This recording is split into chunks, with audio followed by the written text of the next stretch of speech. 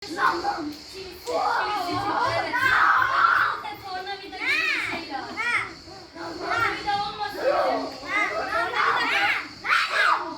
Ben çok korkuyorum. Tornavida istemiyor. Tornavida istemiyor. Motor.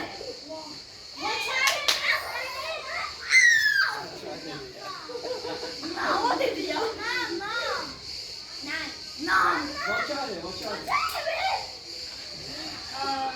Ne olduğunu bilmiyorum.